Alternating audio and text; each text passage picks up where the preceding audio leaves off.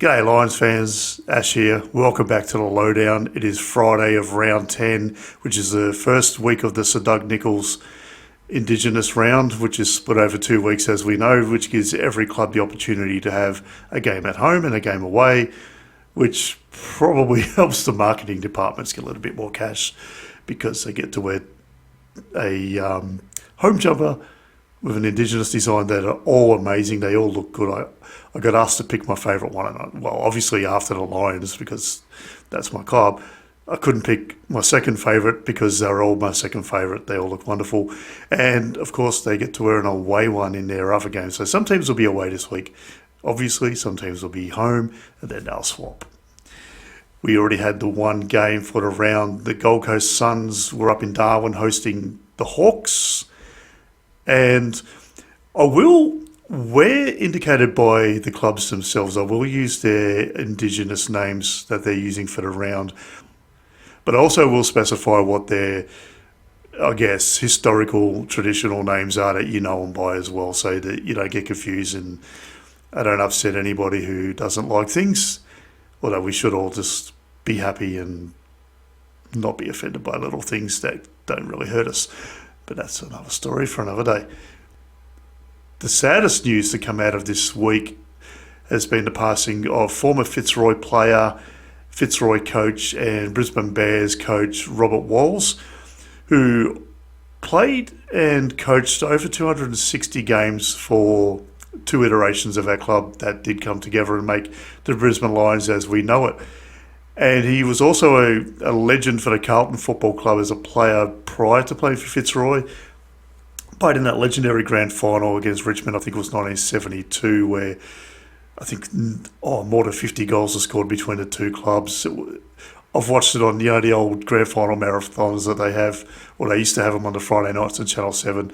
Watched that one so many times because I think that's a better grand final than 1989, taking away from the ones that my team played in. Probably an unpopular opinion, but yeah, 89 was great, but 72, I mean, you're seeing the ball ping up and down the ground at great speed. It was incredible to watch. It was amazing. And Robert Walls had an incredible game. Look, he was a different sort of coach in a lot of ways. And yeah, he had that old school, assertiveness and aggression where if he had to give the players or a player a bake, he would do it. He famously gave Mickey Conlon a massive bake one day at Victoria Park. Mickey hit the showers and Wolsey wasn't too impressed when he found out that Mickey wasn't able to come back on the ground when he'd actually told him not to come back on the ground, but then he wanted him to. I've heard Mickey tell that story a couple of times, but he was also very progressive in the way he went about things in a lot of ways. He was probably a little bit ahead of his time in some senses at Fitzroy, but also did still instill. I digress. He did instill the old school, traditional training methods as well. And I'll just think back to a story I read in the biography of Justin Harry Madden, who played for Essendon and Carlton, but played under Wolsey at Carlton in the 80s after Wolsey was the Fitzroy coach. And he spoke very, very fondly not of how much running and how much hard work Wolsey expected of him. And he was very much the same when he went to the Bears. He walked in, the place was a shambles. They were still based at Carrara. They had portables. They didn't have proper change rooms or anything like that. They had no money. Christopher Skase had done a bunk and all those sort of things that happened. And a lot of blokes were up there just to get a bit of superannuation and be on a holiday. And Wolsey walked in and said, right, whoever doesn't want to be here, off you go. Don't come back. Don't pass go. Don't collect $200. We don't want you here and you don't want to be here. And he started to build the nucleus of that team that did eventually win the three-peat. You know, guys like Michael Voss, Jason Ackermanis, Chris Scott, I think Marcus Ashcroft was already there, but Sean Hart was another one I think started about the same time as Wolsey arrived. I think Clark Keating came in on Wolsey's watch, Nigel Lappin, A lot of those guys, Darryl White was another one I think might have already just been there. I got to think, Justin Lepic, who was a power forward in those days. Leper and I had the same vintage, and I do recall him being a power forward at under 18 level as well prior to that. But yeah, a lot of the other guys as well that we became to know and love, and of course he had Roger Merritt there as a leader, and Scotty McIver, Andrew Buse had come from Geelong and given great service. Craig Starcevich and Troy Lehman from Collingwood, had Nathan Buckley for a year, who, from all reports by Wolsey, he did everything right by the coach that year, and Wolsey got the Bears to their first final series in 1995.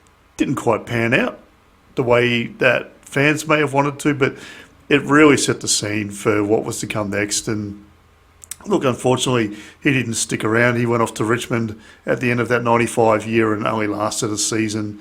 Well, we had John Norby for a couple of seasons there, and we made finals pretty consistently from then on, with the exception being 1998.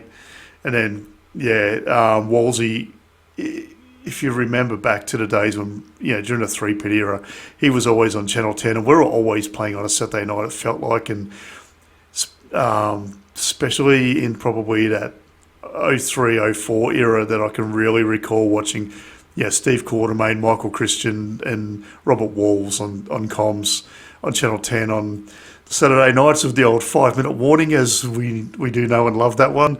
And I used to be fairly critical of Wolsey, but in a light-hearted, fun sense, because he always spoke as if he knew what the coaches were saying inside the coach's box. He'd be like, Lee Matthews just told his player to do this, or Kevin Sheedy reckons this should happen. I'm thinking, mate, unless you've got a listening device in there, how the hell would you know? But look, it was all good fun. I was young, dumb, and ready to rumble, so to speak. But yeah, look, I did love Wolsey. I wasn't a Bears supporter, so to speak. I did have a family connection to a player at the Bears during Wolsey's time, and so I did watch him a lot. And also we had the Bears or the Swans or the Eagles on the TV pretty much every either Saturday night or Sunday afternoon. So did get to see a lot of the Bears in those days, and I was a massive fan of Darryl White. Just loved him, and Acker when he sort of came good probably a little bit later. But yeah, I always wanted to watch Darryl White play every weekend. Didn't matter who they were playing against, except of course when they were playing against Fitzroy. But yeah, look, really sad to see Robert Walls go in the circumstances behind his passing. He'd been fighting a long battle with cancer, and it did get too much for him and his family. So he did choose to end his suffering and the suffering of his family and friends as well. I won't go into any more detail than that. It's out of respect to the Walls family. But yeah, Robert Walls will be missed by a lot of football people, by everybody in the football world who is old enough to know who he was and what he gave to the sport. And in particular for us as Brisbane Bears, Brisbane Lions, Fitzroy fans, we really do have a lot to thank Robert Walls for. Fitzroy played in a lot of finals in the 80s when he was the coach, and as I said, he got the Bears through to their first ever final series, and then things sort of went off from there. So my condolences to the Walls family, and valet to Robert Walls. You may be gone from our lives, mate, but you'll never be forgotten. You're an absolute legend of our football club, and always will be. We'll get on to the footy now, and as you may have picked up on, I'm in a much better mood than what I was on Sunday evening after our draw against the North Melbourne Kangaroos. So hopefully it stays this way. So come on, boys, you know what to do. You got one job. So big news from the selection point of view. So initially we had a squad named on Thursday night. We had three names: Devon Robertson, Ty Gallop, who was potentially making a debut, and Kadeen Coleman, who was returning after a very long time away from the game, listed in the squad. and Jared Berry was the only player out at that stage with a concussion. Now, at the time of recording, it's been about 10 minutes and the teams have come through. So Kadeen Coleman is back in the team after 436 days out of football. He's making his very, very much anticipated return to the senior lineup. He did play a couple of VFL games in the recent weeks. The first game back, he had an absolute pearler, and then last week he had a bit more of a quiet game and just sort of worked his way through into it. So we also have coming into the team Connor McKenna, who is replacing the omitted Darcy Fort. That's an interesting one. So there's going to be obviously a lot of shuffling of the magnets there. I probably would have kept Fort in and maybe not picked Darcy Gardner, but I guess the coaches have plans in place and ideas on what they're going to do. I think if you're coming up against the best ruckman in the comp, and Gawn is, if not the best, he's the equal best with Tristan Sherry and Jared Witts, in my opinion. Yeah, geez, it's going to be a tough battle for one man to take on and to do, but Oscar McInerney is obviously a really underrated and important player to our team. So if that's going to be an interesting, I guess, situation there from that point of view. I would say McKenna's probably going to be the sub this time. He's a bit more versatile and adaptable than Gardner, who I would assume is just going to play forward right from the very start. I guess if Coleman drops in at halfback, Jasper Fletcher can roll up to the wing where he's played most of his football and did sort of do that a bit last week as well and had a great game. So I think that's probably what I think the strategy is going to be. Doesn't mean it will be. Who knows? Things could change. Now, for the Demons, who are operating under the name of Narrm, not Melbourne this week, and they've done that for a couple of years now. We all know about that, and it's quite good. I really enjoy the fact that the Silvertail posh team from Melbourne are really paying tribute to their Indigenous roots. I really do love that. And they have Jake Melksham, the Iceman, who has done some things against us in the past that their fans loved and we didn't. He's coming back in. Harrison Petty, we all know a bit about the old hound dog, Harrison Petty. Love him or hate him. He's back. I won't say any more than that. And Aidan Johnson, who's a tall forward who I believe was playing in the VFL and was drafted as a mature age player. Correct me if I'm wrong on that, but I'm pretty sure that's the scenario. He's come back in from injury. Jacob Van Rooyen, Matthew Jefferson, and Colton Tolstrup have been omitted. And young Tolstrup has had a good game on debut against us last season, sort of in the reciprocating round to what this is. Probably a little bit earlier in the season, maybe. It was a wet night at the MCG on a Thursday night. And he played pretty well. Look, the little speedy, zippy small forwards do trouble us at times, so I'm surprised he got dropped. And again, I'm surprised Van Rooyen, I know his form hasn't been great, but he's kicked goals against us previously and done some, I think that game up at the Gabba last year where we just got over the line really late in the game. He played really well in that one. But look, you know, Petty's had some good games this year. Johnson, the one game I watched him play, which I think might have been against the Giants, game that the Demons only just lost. He played pretty well there. He did okay. He kicked a really good goal that I can remember. And Melksham, well, we know what he can do. He's a dangerous footballer. And just in other news that kind of affects us somewhat in the future. Well, at Marooa, the Eagles have regained their co-captain, Oscar Allen, who's back from having a few weeks off with just getting a bit of rest, getting his mind right in his body and all that sort of thing. So he's back for their game against Euroke, the Saints. I will talk a little bit more about that later. So, yeah, we don't have any VFL this weekend. They have one of their 15 buys that they've had in the first 9 rounds. It's hard to keep track of that and what's going on, but what do you do? VFL it is a shambles. It's a farce. The way the fixture is set up there. So the AFL game is on Sunday, the 18th of May, 3:20 p.m. Eastern States time at the Gabba Yagaraturable. You can watch it on, let me just scroll down on my phone. You can watch it on Channel 7, 7 Plus, Fox Sports 3 and KO, and on Binge. There you go. That's good. And 3AW, Triple M, ABC and AFL Nation, which is part of the SEN network, I think, are all having radio coverage. So if you want to sync your TV to the SEN commentary, you won't be able to do that. SEN are covering the Wallet Marrawah Eagles and Euro Saints game, and the Richmond and North Melbourne game as well. So yeah, that's life. That's fine. So you just have to put up with, well, you get your choice of Channel 7 or the Fox commentators anyway. So that's fine. Well, what else do I need to say about the game? I think the boys will lift after last week. They're a bit flat. They were down. Didn't look very comfortable in certain parts of the game. Look, I don't want to talk about it anymore. It wasn't a pleasing game to the Lions fans or to the eyes of anyone who watched it.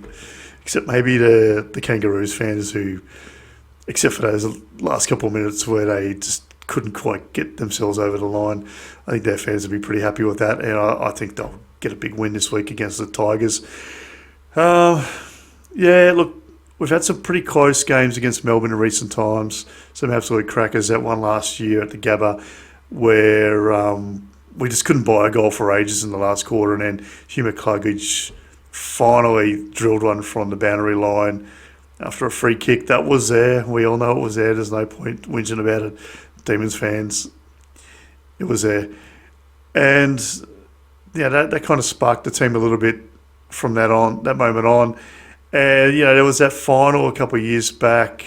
That was an absolute cracker that we won at the MCG. There was also the game the previous year where we went down by a point where both sides kicked over 100. That was a bit of a cracker. I know we lost, and it was a hollow feeling afterwards. But, you know, it was 1 point in it, and it was at the MCG in front of a packed crowd on a Friday night. And it was good. It was good atmosphere, but, yeah, it was bad that we lost. But anyway, yeah, look, I'm tipping the Lions to bounce back, get a big win. And when I say big win, considering the average winning margin last round was 10 points, I'm going to say 24 points, which is, I guess that's my standard answer for a lot of games. But yeah, 24 points. I think the Demons will give us trouble. They'll be in it for a lot.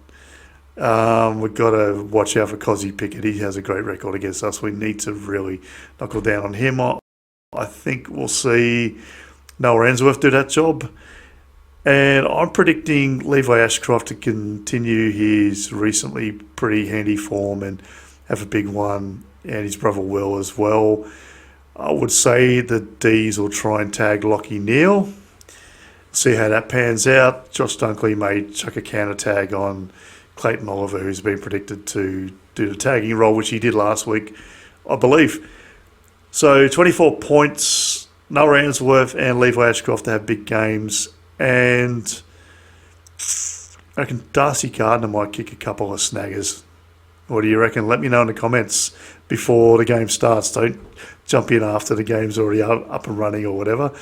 I got a few messages on Sunday saying, oh yeah, I forgot to tell you, this is what I think is going to happen. Thanks guys, good on you. Timing is everything. Yeah, so that's that for that game. I believe the Lions and the Gabba are putting on some activities out in, I think it's called Lion Park, is at the outside of the ground. Queenslanders, I'm sure you know a lot more than what I do. So, yeah. Get there early from 1 o'clock. There, as I said, there's going to be some activities. So for the other games, so Gold Coast took on the Hawks in Darwin.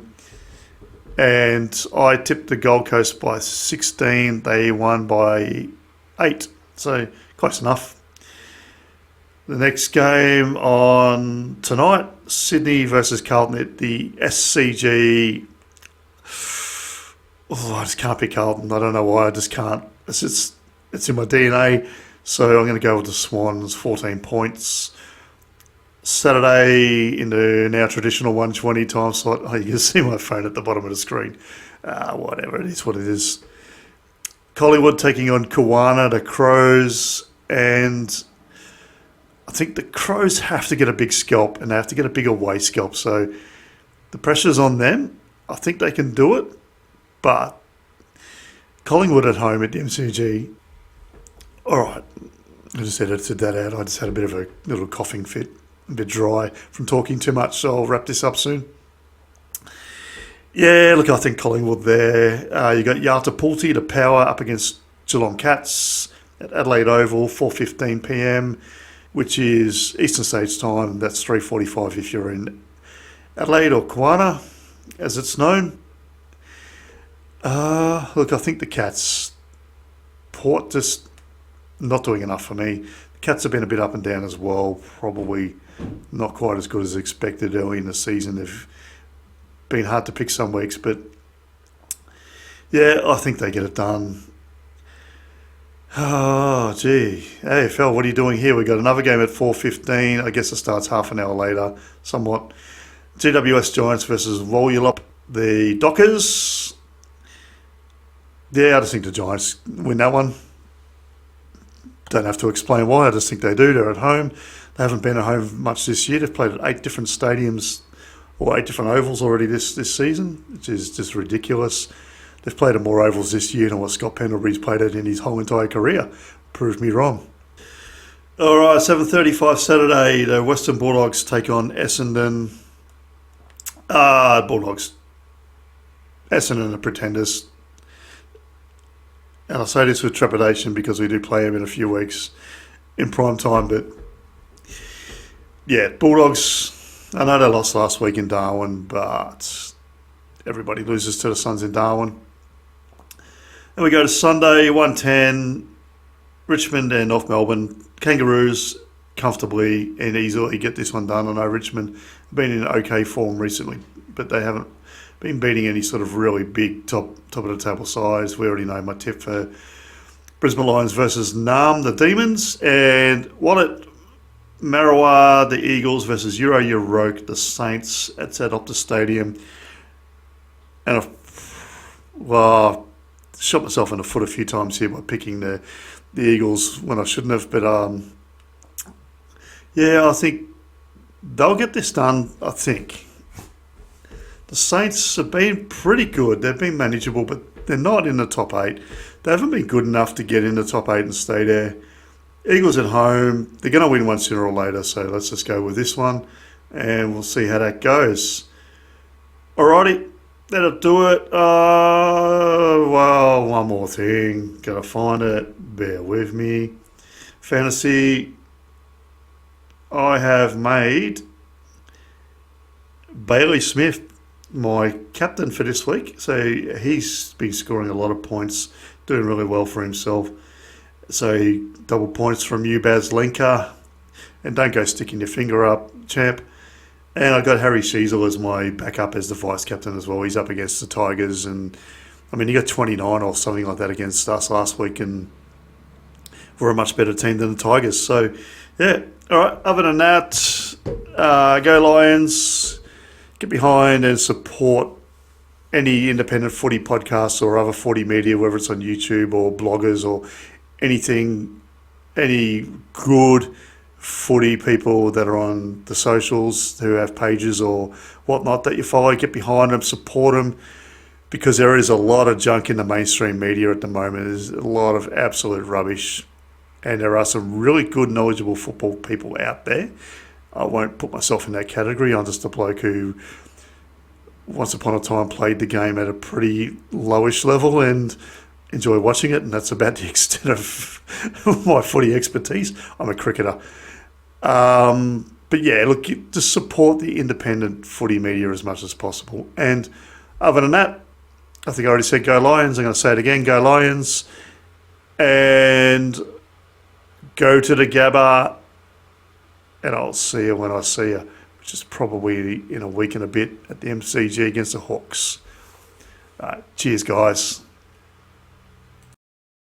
Hi guys. The boys need your help to connect with you so they can grow the podcast. Give them a follow and switch on notifications for whichever podcast platform you listen on, and don't forget to follow and subscribe on the socials. Just look for Brisbane Lions Lowdown in all of the usual places, and you can email them by brisbanelionspodcast@gmail.com. Cheers guys, and remember to support independent media.